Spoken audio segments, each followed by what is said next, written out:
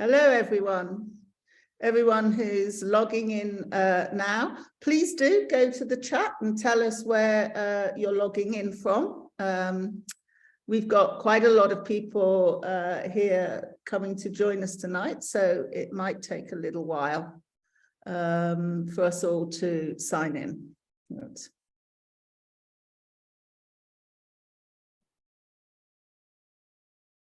Hello to you if you're just joining us now. It's going to take a little while for everyone to log in. Oh, we've got Matthew from Tampa. Oh, Linda's back with us again.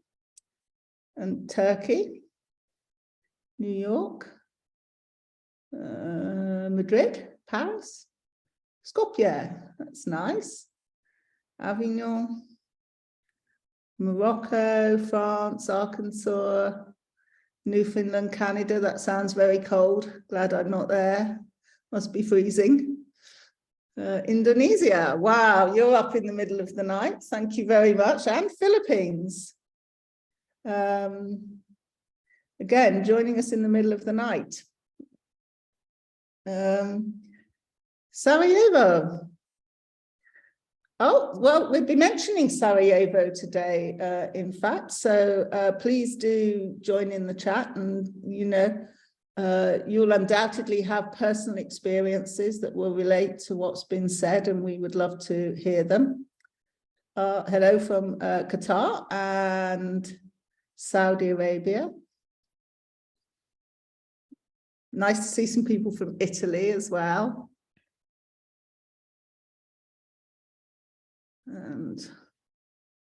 And Jordan, that's nice. Ecuador. So I guess that's the morning for you. Serbia, we will be mentioning Serbia as well today. So again, if you've got personal experiences to put in the chat, please do. When we ran this course before, we had a really, really lively chat. And so it was great to have everybody participating and helping each other, giving information that they had of their own personal experience. That's great. We have Lebanon, Pakistan, that's nice. Okay, originally from Libya. Right, we're not mentioning Libya today, but we could have done because it's a very relevant to our topic today, but I'm sure we will be mentioning it. Okay, Lisa, no problem. No, I don't think it'd be a problem for your certificate. I don't think so. Dublin, that's nice. Edinburgh.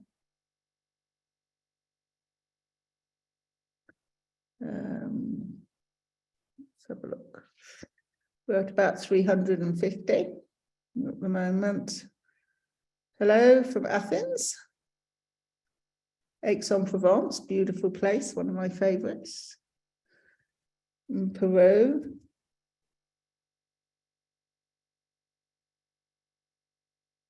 I'm really hoping we get the person from Bonaire, because we never had anyone from Bonaire before, so very exciting. And from Baghdad, yeah, we will be mentioning Iraq a little bit, not so much in this session, maybe in a later one. Okay, we're at 360. We have in total about 600 signed up for tonight, but it's usual for not everyone to make it. So as soon as we start tailing off, I'll begin. 369. Oh, it's nice to also have some of our neighbours from Italy.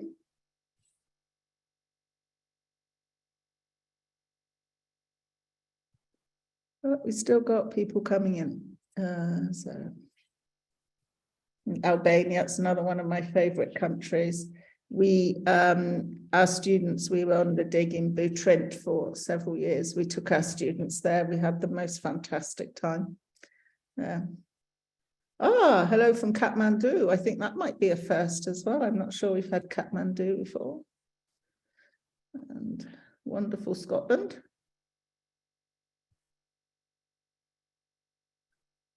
Okay, we might be slowing down now. Oops, no.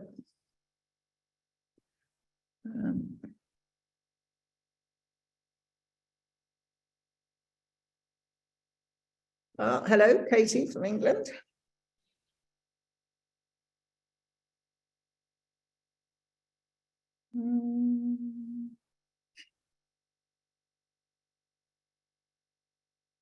Hi, Paul John from Nigeria. I think we've spoken on email as well.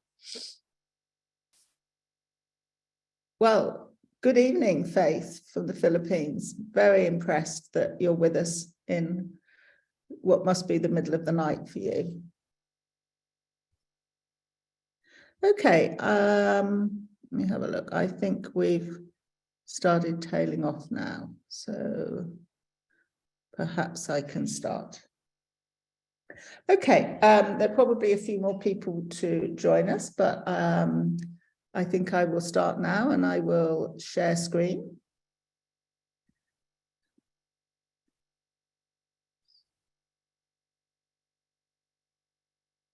I hope that everyone can now see that.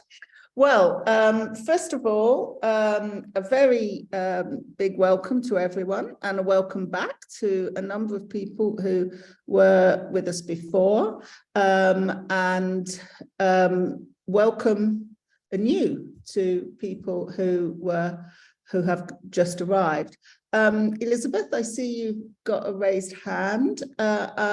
We don't use the raised hand in this because we've got too many people on the call. So perhaps you could put the point you'd like to make in the chat or in the Q&A. That would be the best way. It just gets too confusing when we've got so many people to use the raised hand. So this is an online course and we really welcome everyone. We're not assuming that there's any prior knowledge, and certainly, you know, I'm not the world expert on this, but we do teach this at the American University of Rome, so this is an area that I'm very familiar with. And what I try to do is also to involve people who really do work in the field. And we're very lucky that today we're going to have two with us. We're going to have Laurie Rush is with us, and Laurie is a cultural heritage officer with the United States Army, and she has absolutely, you know, first-hand experience of dealing with this. And we will also have Emma Cunliffe, who is a research fellow at Newcastle in the Centre of Excellence for Cultural Property Protection. And she'll be joining us later on. Emma is at a conference in Sweden, so we're literally getting her in just for a period in between her conference commitments. But she is the author of one of the readings for this class on no strike lists. She's got a lot of experience in this area, so really looking forward to what she is going to tell us. But what I want to, these three classes, they follow quite logically before, during, and after war. And what I'm going to look at is how we go about protecting heritage before, during, and after war.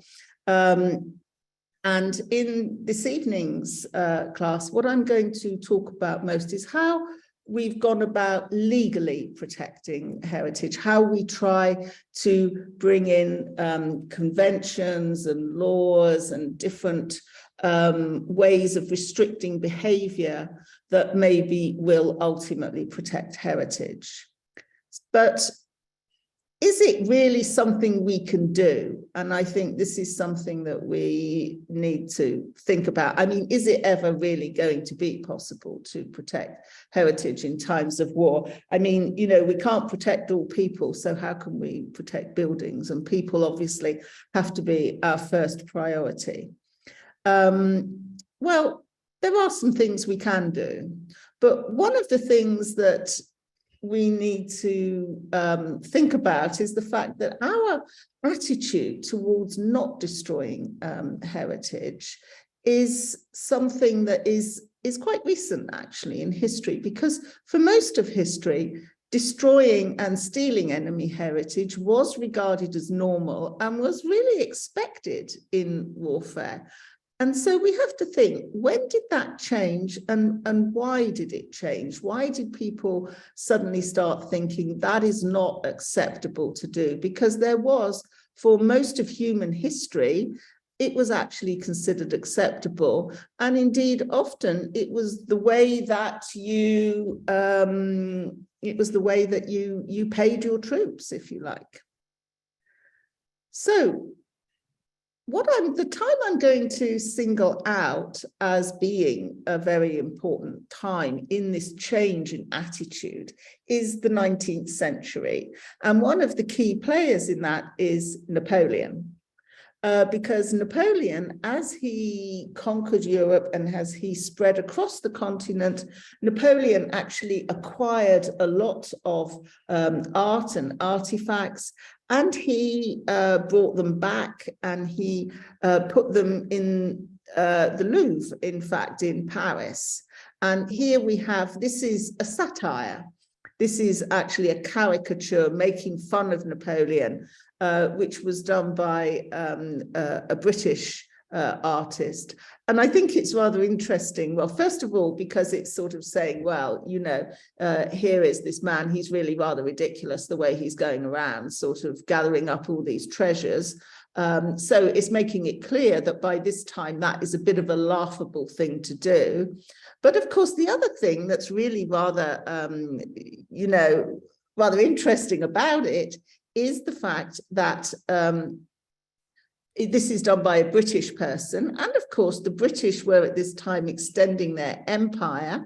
And the British themselves were going to different countries and doing exactly this. But of course, they didn't see that as ridiculous. They didn't see that as something to make satirical fun of. They actually thought that was fine. So often, you know, we make fun of things in other people and fail to recognize, of course, that we engage in exactly the same behavior ourselves. So the 19th century is really very interesting. And we have actually this paradox going the whole way through the 19th century, in that on the one hand, it's something to be laughed at, to be something to think this is ridiculous. But on the other hand, people just keep doing it. And here we have indeed Napoleon, because Napoleon, as he had got all of these works of art, and I'm sure some of our Italian colleagues are going to recognize immediately that he's got works from the Vatican, the Apollo Belvedere he's got here, and he's taken these across the Alps back to the Louvre, which he's very modestly renamed the Musée Napoléon. And he's showing this off to groups of people as, you know, one of his achievements to have done this. In this way, he's kind of a bit old-fashioned at this point, because he's really looking back to kind of how Roman emperors functioned, which of course is exactly what he's basing himself on. Now, when he had his Waterloo and he was defeated, the interesting thing came about of what to actually do with this contents. And this is part of a letter that the Duke of Wellington wrote to Lord Castlereagh in 1815, in which he reveals to us that there is a change in attitude. But of course, he's also revealing his own prejudices, in the sense that he doesn't necessarily think that this having a right to your own culture extends to everyone, because of course this is still the period when the British themselves are going and collecting artifacts from colonies overseas. But he says the Allies, then having the contents of the museum, which is the Louvre, justly in their power, could not do otherwise than return them to the countries from which, contrary to the practice of civilized warfare, they had been torn. So he's making it plain that he thinks that you should not take cultural property from other countries, but of course he's only actually counting in that certain countries, and that would be European countries. And in fact, it's very notable that when the items were returned, the bronze horses that were taken from St. Mark's in Venice were returned to Venice, when in actual fact, they should have been returned to Istanbul because that was where they were from originally, but that clearly didn't count. And so this was the 19th century, we can see as a period of change, when people are like changing their ideas. And the first codification of protection for cultural property came about in the American Civil War. So that is when, again, we can see the change really taking place. Because early in the 19th century, the Chief Justice Marshall had declared that sovereign nations had the right to confiscate the property of an enemy during armed conflict. So it was considered perfectly normal to do this. But later on, under Abraham Lincoln, that gets reversed by something that is very well known, which is the Lieber Code. And this was established the principle that monuments, places of worship, and works of art must be spared from destruction in times of war. So this actually writes it down, and this actually kind of establishes it. And this was used as a model for later international laws. There were several laws actually that were passed, Brussels Declaration and previous Hague Conventions. We're going to talk about the Hague Convention later on.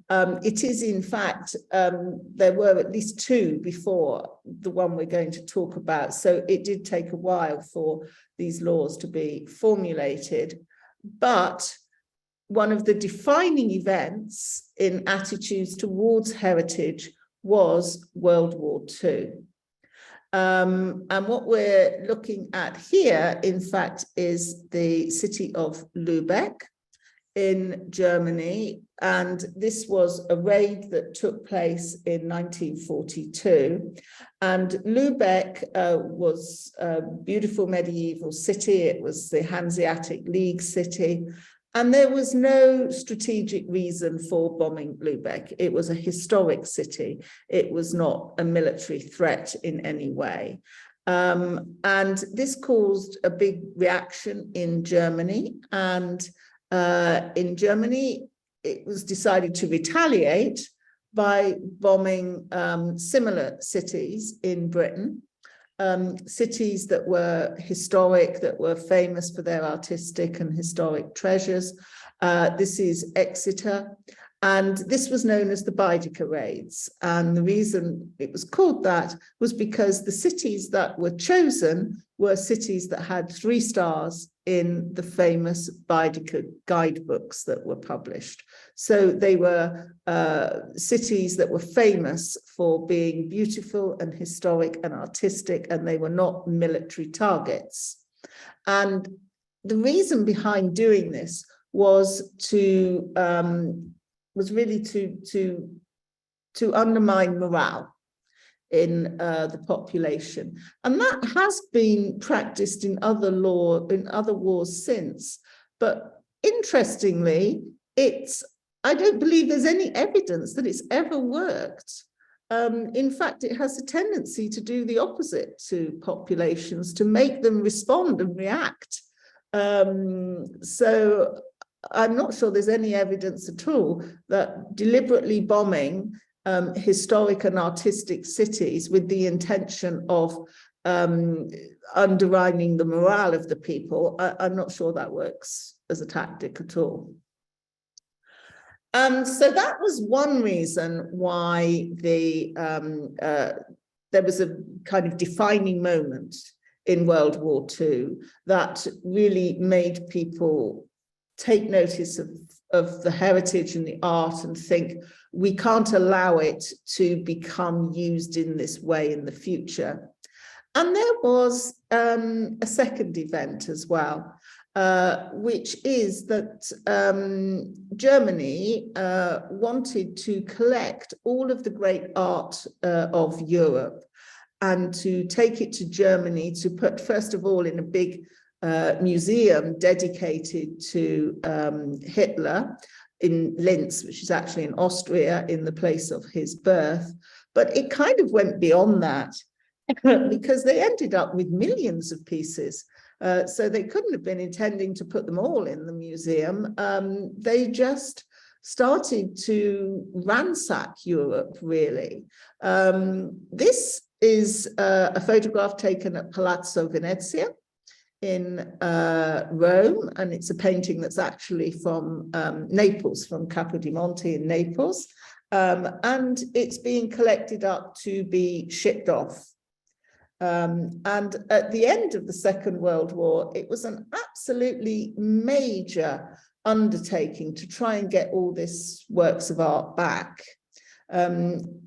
The paintings were stored in castles, and a number of them were stored in salt mines. And this is one cache of paintings that was found by the American GIs as they tried to get these works of art back and return them to their countries. So when UNESCO met in 1945, the first meeting was on the 16th of November, and you'll note that that's only 3 weeks after the first meeting of the UN. So by the time the Second World War had finished, there was already a great move to say, we cannot allow this to happen again.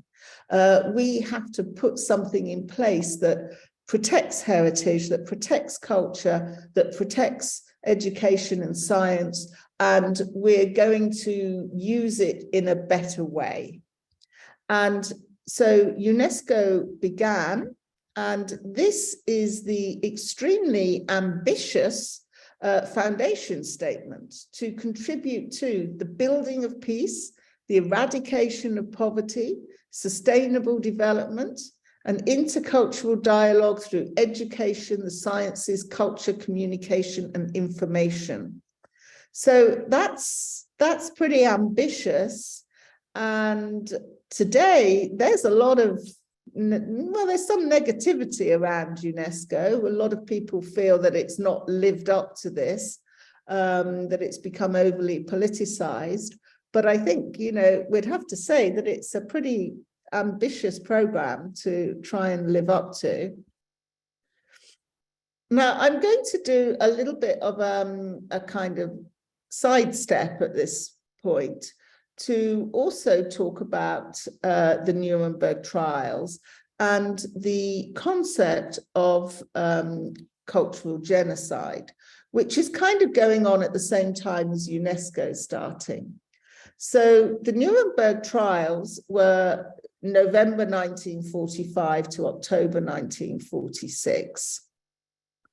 And this is the first time we hear the word genocide used, which is included in the indictment, but it's actually a new word and it's not yet a crime. There wasn't any concept of the idea of mass killing for the purpose of getting rid of an entire people. That was something that at the time of the Nuremberg trials hadn't been established as a concept. And in any case, the Nuremberg trials were only set up to cover crimes during wartime, not to cover the events leading up to them. But the person who is really important in this is a man called Raphael Lemkin. And Raphael Lemkin collected the data to demonstrate that the Germans had always had a specific plan to eliminate the Jewish population. He was himself a Polish Jew, and he wrote this book called Axis Rule in Occupied Europe. And he has this definition. He says how he arrives at the definition of genocide, which is the destruction of a nation or an ethnic group. And this new word, he says, is coined by the author to denote an old practice in its modern development. And it comes from the Greek word genos, meaning race, and the Latin word cide, meaning killing. And he was very influenced by, in his development of this, by what he had witnessed in Soviet Ukraine, in the Holodomor, which is now actually recognized as a crime of genocide. Ukraine, which, you know, an incredibly fertile country, which produced a huge amount of food for the Soviet Union, found that all of that food was taken away. It was taken away to be sent to the Soviet Union, and the people in Ukraine began to starve. And Lemkin witnessed this, and in his kind of lawyer's mind, he came up not just with his concept of genocide, meaning that this is something that is in order to eliminate a whole group of people, but he began to think about how you might even prevent this happening. And his definition is really interesting. It says genocide does not necessarily mean the immediate destruction of a nation, except when accomplished by mass killings of a nation. It's intended rather to signify the coordinated plan of different actions that aim at the destruction of a group or a national group. So he's saying that it's not just about going and killing people, it's about a pattern of behavior which is going to systematically undermine them and wear them down so that they cease to exist as an identifiable group. And he had 8 different categories here. So political, social, cultural, you'll notice there, economic, biological, physical, racial discrimination in feeding, endangering of health. But I've highlighted cultural because that's really one of the key ones from what we're looking at. He recognized the concept of cultural genocide, and he believed it to be very important. And the reason he thought it was very important was because it was on the path to physical genocide. And he felt that if one could identify these steps, you might be able to stop them, that, you know, you might be able to intervene. And of course, at this time, the Geneva Convention is being drawn up, and he very much wanted all of these categories in the definition of genocide. But in the end, that didn't happen.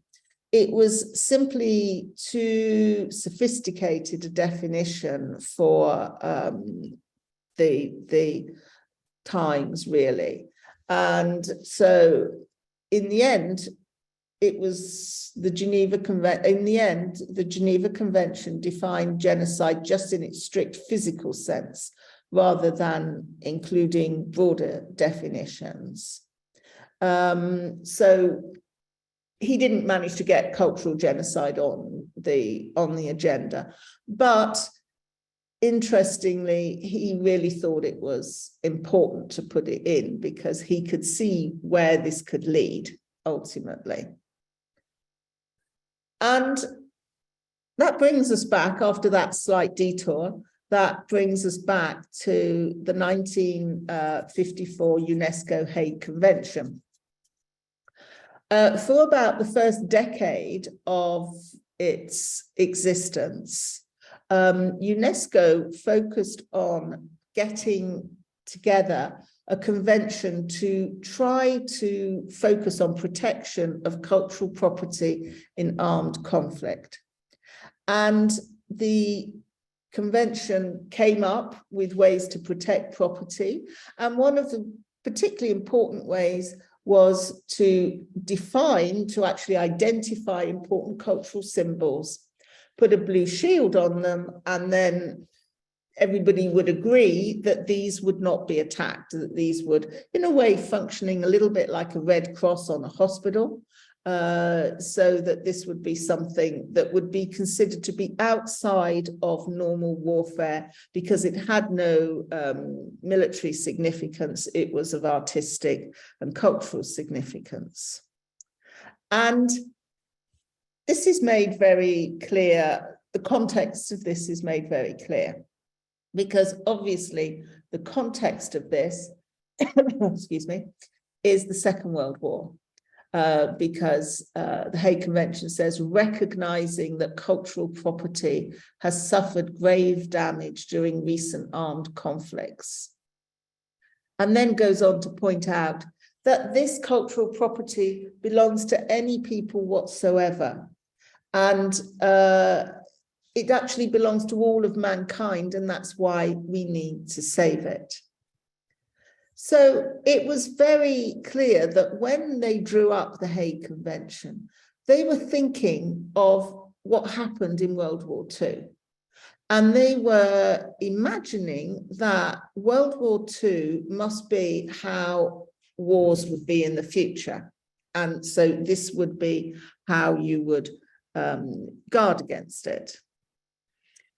But this turned out to be somewhat inadequate in a post-World War period, because once there was no longer a Cold War, it then transpired that warfare was really going to change. It wasn't going to be the same as it was before.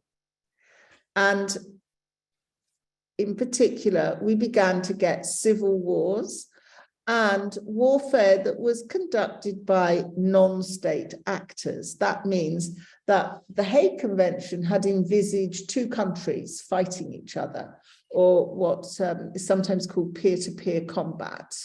Or you've got two like equal forces fighting each other.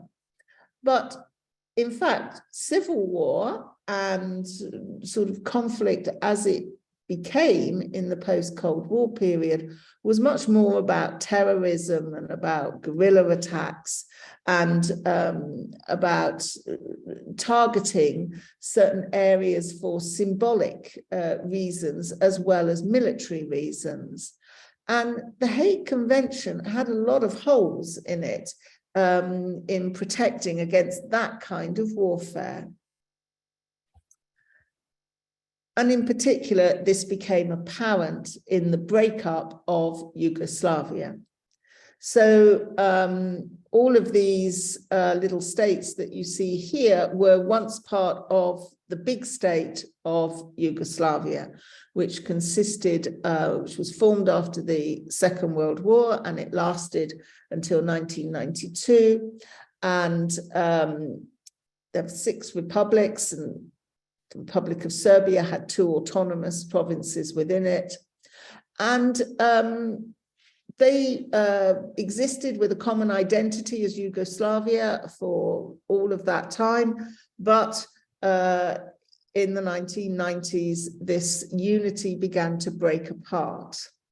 And each of these republics has a different ethnic identity, but there is also in the mix as well different religious identities.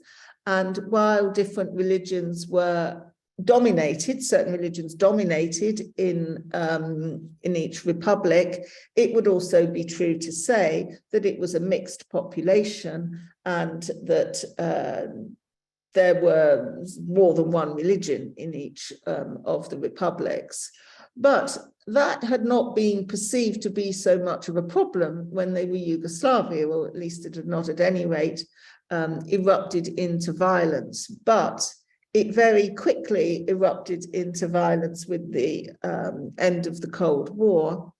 And symbols like the blue shield, for example, which had been drawn up on itineraries, on lists rather, of important cultural buildings by the Yugoslav government. They had in fact even been praised by UNESCO for how good they were at drawing up these lists of culturally important buildings.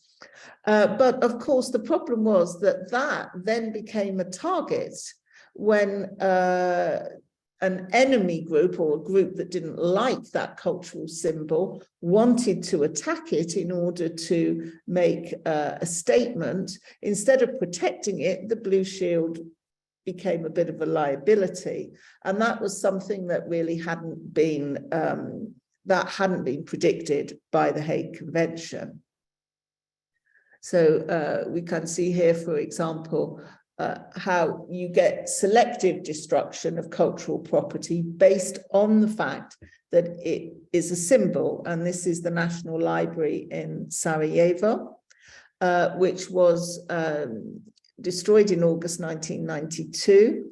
It was a symbol of Bosnian culture, even though it in fact contained material from many different ethnic and religious groups. This was what it was perhaps most famous for. It was firebombed, and of course the real problem with firebombing libraries is that, you know, even if the building survives, you've lost everything inside. This building has now been rebuilt, but of course replacing the collection is, you know, cannot be done. Another big symbol of the war, another group, is the destruction of the Mostar Bridge by Croat forces.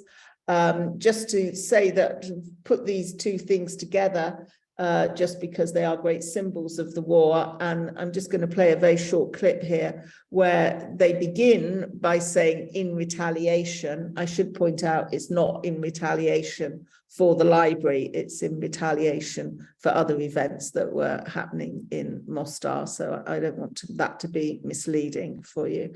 But the fact that the blowing up of this bridge was so well recorded in the media is also a witness to the fact that it was intended to be a symbolic act that was filmed and that everybody saw. In retaliation, the Croats targeted the Mostar Bridge, which Muslims had built 400 years earlier.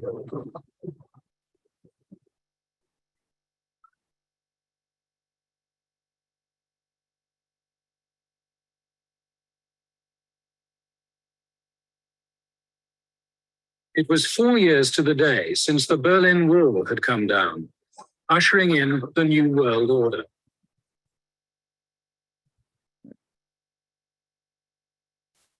Religious buildings were especially targeted. Some estimates, 80% of mosques were damaged or destroyed. And all of this demonstrated that the Hague Convention, as it stood, was not well suited to this type of warfare.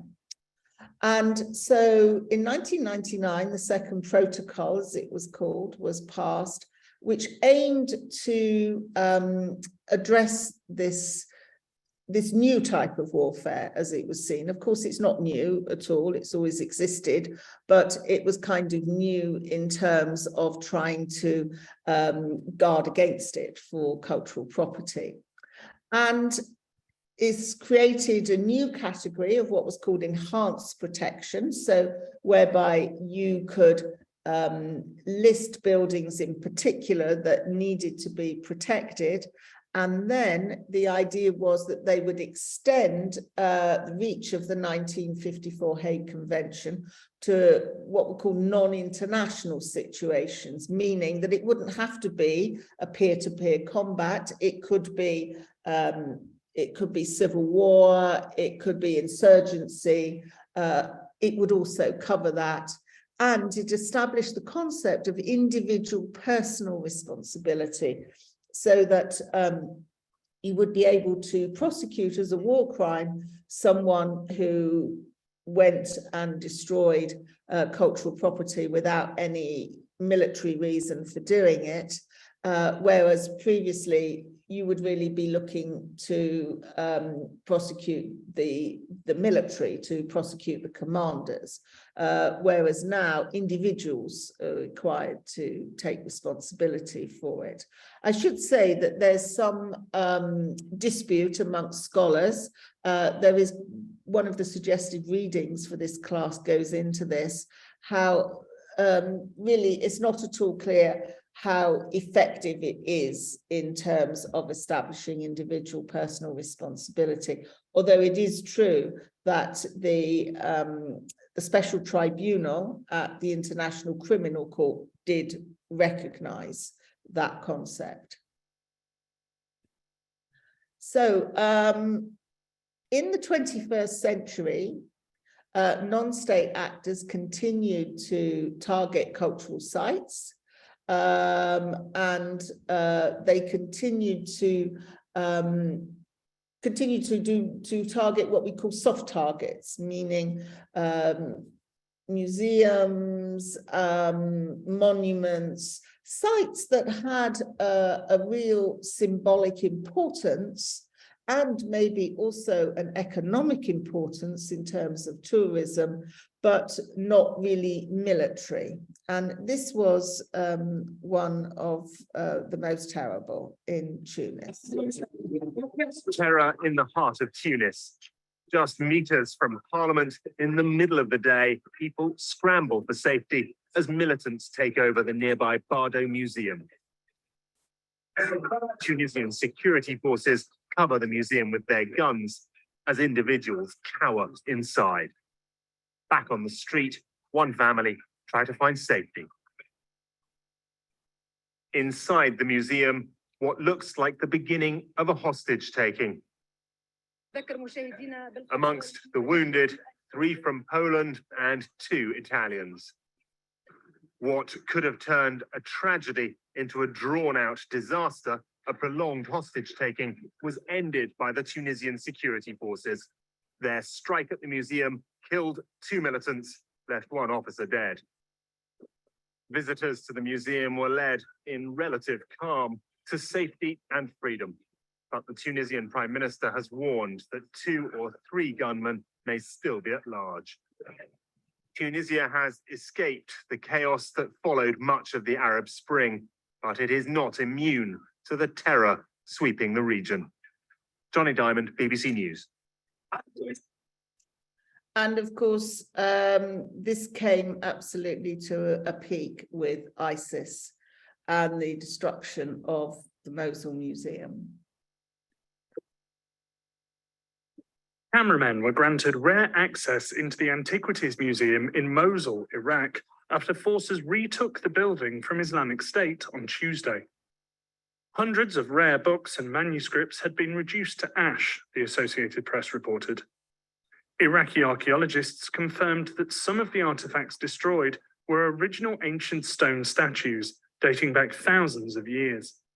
Some Iraqi officials and experts had previously claimed that the statues were replicas.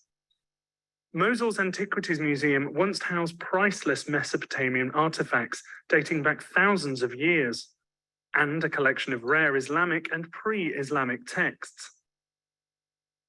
In 2015, the Islamic State group released a video showing militants using sledgehammers to smash the ancient artifacts, describing them as idols that must be removed.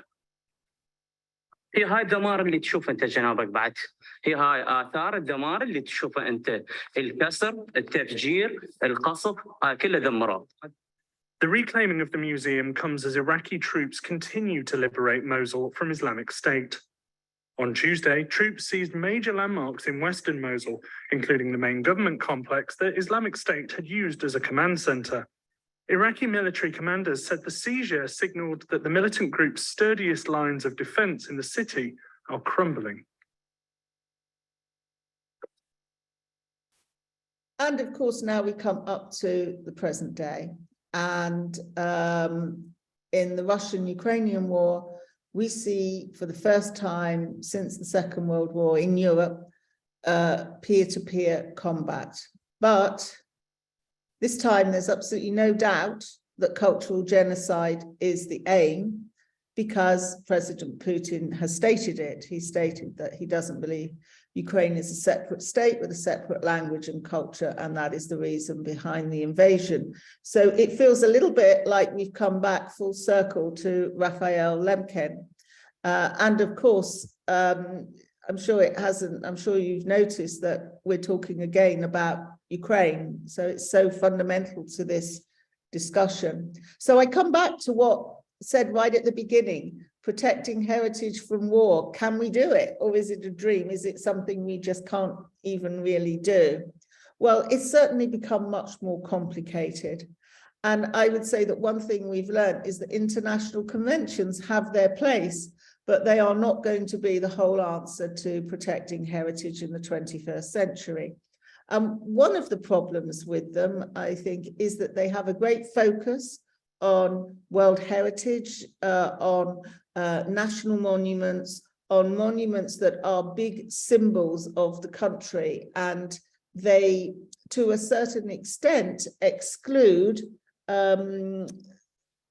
people and communities, which in fact is one of the most important aspects of heritage. It's what people have as important in their lives. And we need to involve communities more and to recognize that national monuments in the UNESCO World Heritage List are not the only or always the most important part of cultural heritage. And I've got here a slide of something that's very impressive, I think. When Timbuktu was taken over by Islamic extremists, the residents organized themselves to rescue their own manuscripts by smuggling them out. And this is one of the men who organized it. And these boxes of manuscripts, they smuggled out, hidden in amongst, vegetables and other things that were going along the road. And so they saved a phenomenal amount of their heritage. And in fact, the official centers were targeted, and they didn't fare so well, the libraries and the public centers, but people organized themselves very well.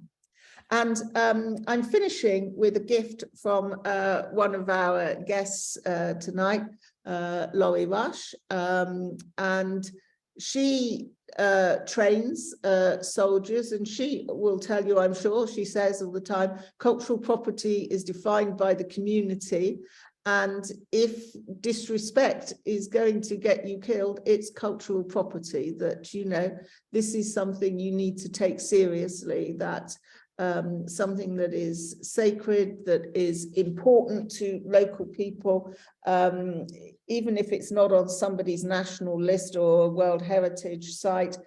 These are important, and this is how we need to get people involved. So I'm going to stop sharing now, and I'm going to, Emma's with us, good, excellent.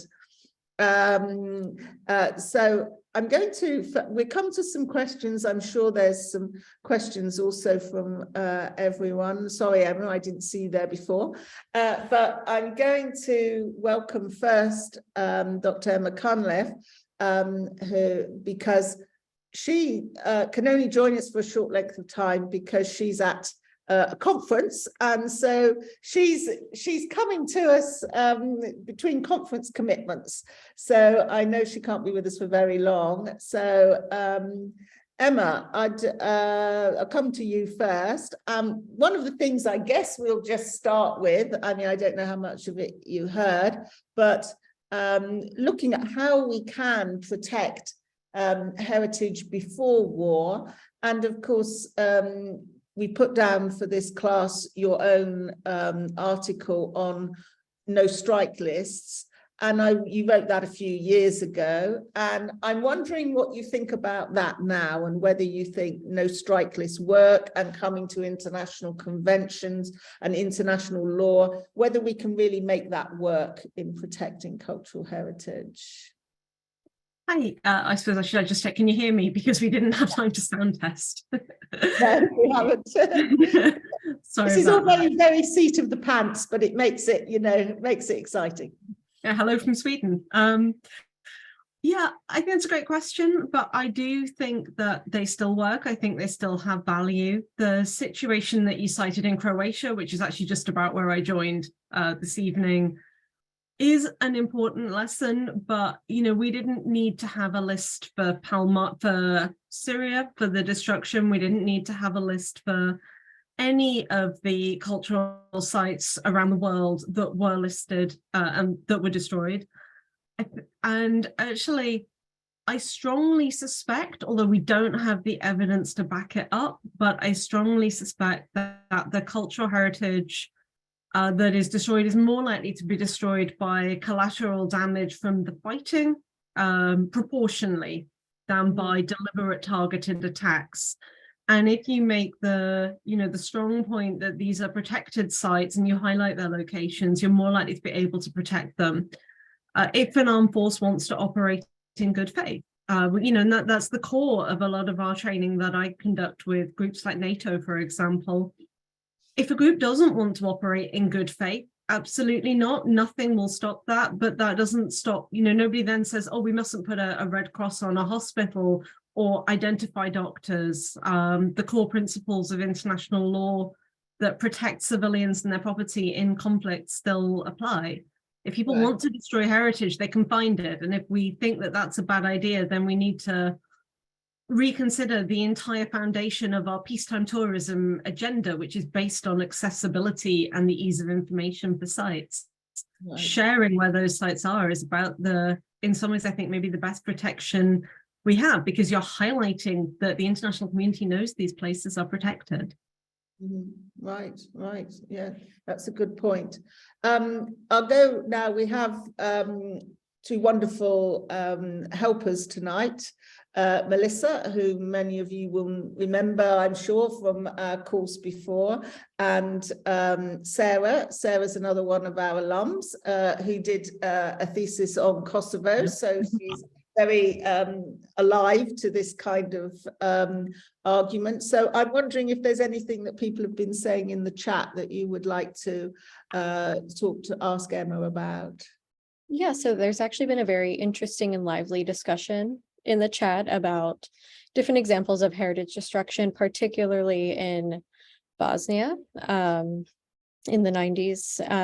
Now, one of the questions that came through to the Q&A, which I think is interesting, is what is the best way to protect sites during the war? What are things that professionals can do if the state is not able to do it for various reasons? Okay, fair question. Technically, it's supposed to be a state responsibility to coordinate it, but I think we have multiple examples around the world where states are unwilling or unable to. I mean, certainly for the sheer quantity of cultural heritage, particularly when you get down to the community level, the financial implications are enormous. But, most institutions that hold some form of cultural heritage should have disaster plans that can consider, for example, where do you evacuate your cultural property to? So actually, I just noticed now somebody's pointing out Lebanon. Well, there were no preparatory measures taken in Lebanon. When they got hold of sandbags, the militia took them. When they got hold of boards to try and protect museum collections, the militia took them. And in the end, the museum director hid the collection, but then he wasn't able to tell anybody, and he died, and the collection was lost for 20 years. And so actually those kinds of planning, a lot of it for institutions is really similar to the preparations and the effects people dealt with the pandemic. So for example, you have almost no staff. You may have a curator on site who knows nothing about security, or you only have security staff who know nothing about curation and collections protection. So you need to think about how you will protect sites in those minimum staffing levels, what the emergency training might be, who you might need to coordinate with. So it's not something you necessarily have to do by yourself. You know, you work in a museum, you can talk to archives, libraries. It's a whole community responsibility. There'll be people out there with expertise and training. But a lot of it, the more you can think about in advance for collections protection, for building protection, the better prepared you're going to be in any kind of disaster. Yeah, I think we brought that up in the first course we did. We did a class on disaster and risk, and that was exactly the point that Rohit Jigyasu made from ECROM, that, you know, you've just got to prepare for it. Yeah. Melissa, did you have anything that you saw in the chat that you'd like to bring up with Emma? Not particularly, but there actually is a new question specifically relating to the preservation of craft, and potentially using that as, if would concentrating more on the preservation of craft be useful going forward in speaking about also like monuments and buildings that are typically the center of discussion in these kinds of conversations.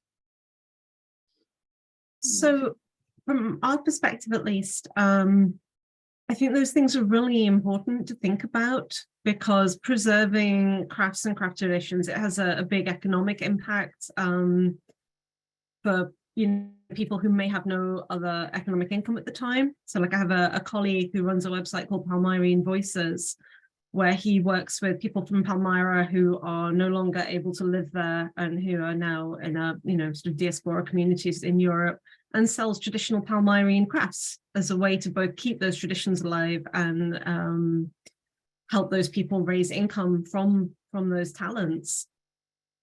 For us, when we protect stuff like that, we think of it partly in terms of protection of civilians, maybe, as opposed to protection of cultural property, because as heritage professionals, we're trained to protect cultural property and buildings and conservation, but protection of civilians is a really big agenda as well. It's just not one we talk about maybe in the cultural heritage circles so much, but protecting people does also enable the protecting of their crafts, and that's really important too.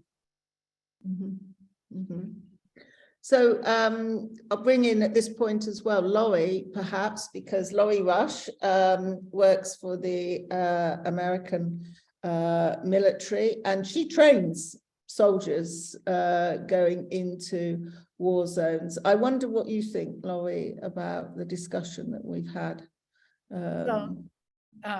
Certainly in terms of prevention, and I noticed in the chat too, one of our colleagues talking about information and education, and there's absolutely no question that the more professional and the better the capability that soldiers have about being able to read a cross-cultural landscape. And by that, I mean an ability to see what are the clues that people are offering in terms of what matters to them at the local level.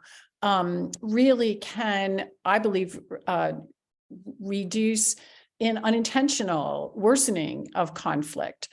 Because when soldiers who aren't familiar with particular kinds of shrines inadvertently run vehicles into them, or then people become really angry, and the soldiers may have no idea why the conflict is getting worse instead of being resolved. So absolutely, the more education, the better the preparation, but also teaching the respect for what matters to other people, so that once it is identified, it's also treated respectfully is really important, and letting and following those values. We often make mistakes when those of us from the West go into a community and say, I think this statue is the most important thing, when in actuality, that may not be how the citizens feel. So taking the lead. And we also have so many talented and capable local citizens. And if we were to listen to them, the ones especially in the heritage sector, given this particular course, and then say, how can we help you, and take our guidance from them, as opposed to us going in and saying, we're going to help you and we're going to do it this way, and here's the materials we chose. That doesn't work nearly as well as letting the others guide us back. Yeah. No, I think that's right. Yeah. So Emma, where do you think things will go in the future? What kind of trends do you see coming out in terms of, are we doing more of the same, or do you think there's new trends coming out? In what context? Well, Sorry. in terms of things like the Hague Convention, I mean, are we going to stick with that, or are we, is the thing to do to keep adjusting it, or are we going to have to think of new ways and say that's not really working for us? I think in general, the biggest problem with the convention is the total failure of anyone to implement it in a lot of ways. More law is not the answer. Law is not meant to be reactive, and we are seeing, new types of warfare that aren't really covered in the convention, like cyber warfare is a huge problem. But at the same time, each successive bit of law has fewer countries that sign it, and more law isn't the problem. Like, you mentioned the enhanced protection regime, and I think that's a fantastic example of state failure, quite frankly. The original convention has a system in it called special protection, and it was eventually decided by the international community that's totally unworkable. I don't think I agree with the reasons why, but that's not the point. So, they bring in the second protocol, and they're like, yeah, a new system. It's called enhanced protection. It's got a really simple registration system that should be subject to far fewer international politics. And it's only a short form, solve all our problems. And there are 17 registrations on it. There are 1,170 something World Heritage sites, nearly 2,000 on the tentative list, 700 biospheres. We have lists coming out of our ears, but the instant you talk about conflict, states sort of step back. Oh, we can't possibly. So I think the convention, a lot of it really does lie in this complete failure by states to implement it, because they don't want to talk about conflicts. They think it makes them weak, or it's expensive, or many reasons. There are new things coming out. I mean, I mentioned cyber warfare, but the way the combat is changing, I think in some ways it's the same people doing the same things, but they are doing some new trends with the types of weapons. So the convention talks about bomb-proof shelters, but I mean, I learned about something that can go really far underground now. What does bomb-proof even mean anymore? Yes. But if we can't manage the basics that haven't changed in the last 50, 70 years, I'm not sure we need to worry too much about the future trends. We've still got the basics to address as a community. But I think one of the ways perhaps that the Hague Convention is useful is that it actually, because we've been speaking about how important education is, but of course it mandates that. Yes. Doesn't it? And so that is one thing, and it does make, and I think you make in your blog, you make the point that unless you actually know what's there, you can't protect it. So one of the good things is that it makes people make lists, and it makes people train soldiers and think about it. So that might be the most useful thing it does, really, is kind of make people do the right things in peacetime. It's got lots of really sensible suggestions. Prepare to evacuate your collections so that they don't get destroyed in a war. Put in protective measures and prepare for them so that if your building does get hit, you've got measures in place to protect it. Educate people, train people, work out in advance what might be important, what might be a target. Put those measures in place. And then, as Laurie absolutely said, work with people to identify what matters to them, because they're going to be the ones at the heart of all of this. Yeah. So I'll go back to Sarah and Melissa. Is there anything else coming up in the chat that you've identified as something that we could, I mean, I'm half keeping an eye on it. Okay. Yeah, there's a lot of interesting discourse in the chat. I think actually one of the questions in the Q&A correlates with kind of what's being discussed in the chat. So this question is regarding historic sites and documentation. specifically relating to cemeteries and religious sites.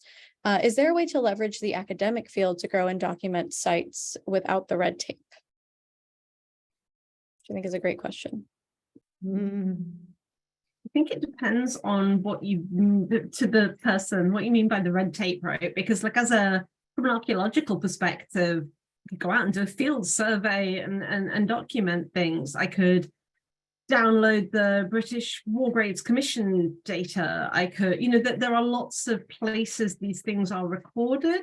So it depends what you mean by documenting and for what purpose and what red tape, I guess. Sorry. I don't like saying it depends, but in this case, it depends.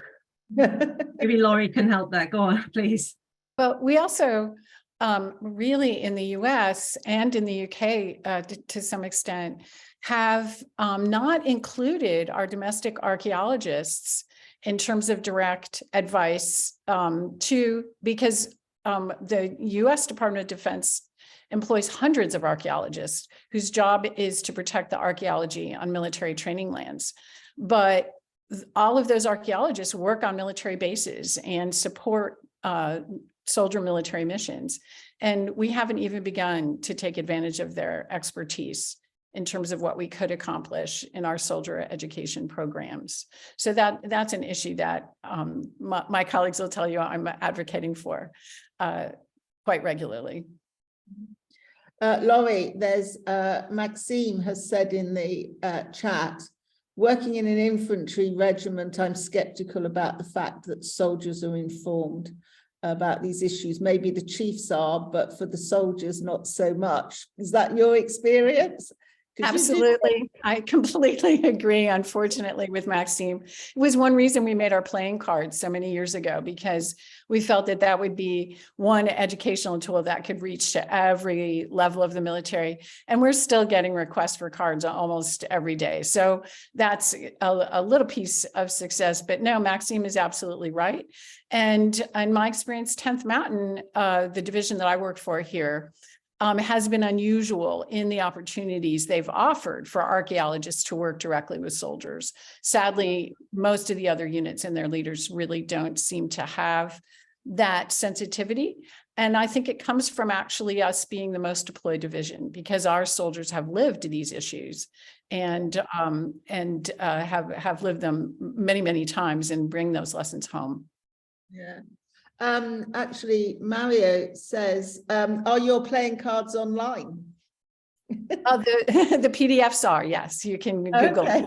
Go to the PDFs. Yeah, okay, that's good. Yeah, yeah, it's a shame, really. You didn't sort of copyright those and market them. You could have.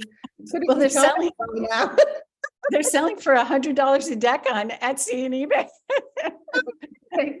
But if you write to me, I'll give you one. Yes, right. Okay, I think we actually need to wrap up now, because Emma has got to go, and our comms team has got to go and have their dinner as well. So thank you very much, Emma, for joining us, and thank you, Laurie. And Laurie's coming back next week, so that's good. She's going to join us next week. And thank you very much, Sarah and Melissa and Sama as well, for helping us out. We had a phenomenal, we actually reached, in the end, I think we reached over 440 were on the call at some time. So if we didn't get around to all of the questions, answering you all, I'm sorry about that. But please do come back again next week.